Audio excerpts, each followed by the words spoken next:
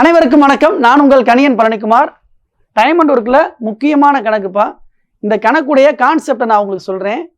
ஒன்றும் கிடையாது. ஒரு 12 பேர் சேர்ந்து ஒரு வீட்டுக்கு வெள்ளையடிக்கிறாங்க. எத்தனை நாளில்? 6 நாளில் வெள்ளையடிச்சு முடிச்சிருவாங்க.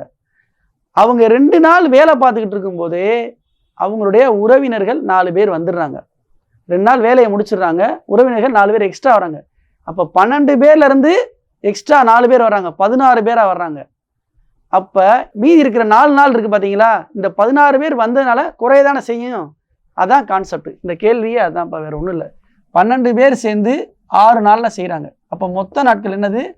12 × 6 எவ்வளோ வருது? 72. இவங்க இந்த 12 பேரும் 2 நாள் வேலை செஞ்சுக்கிட்டு இருக்காங்க. அப்போ பெருக்கினீங்கன்னா 24. 2 நாள் வேலை செஞ்சுக்கிட்டு இருக்காங்க. செஞ்சுக்கிட்டு இருக்கும்போதே எக்ஸ்ட்ரா 4 பேர் வர்றாங்க, அவங்களோட உறவினர்கள். அதான கான்செப்ட். அப்போ இது ரெண்டையும் மைனஸ் பண்ணுங்க. என்ன வருது? 8 4 48. இந்த மீதம் இருக்கிற வேலையை எத்தனை நாளில் செய்வாங்கன்றதான். ஆனால் 12 அதோட 3ஆம் நாள்ல இருந்து எத்தனை பேர் வந்துடுறாங்க? 4 பேர் எக்ஸ்ட்ரா வந்துடுறாங்கப்பா. அப்போ 16. ஓகேவா? அப்போ 48 ÷ 16 போட்டிங்கன்னா 3 ஆன்சர். அவ்வளோதான். டைரெக்டாக அடிச்சிடலாம்.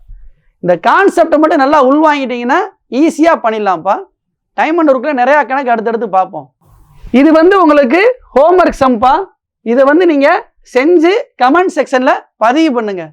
நன்றி, வணக்கம்.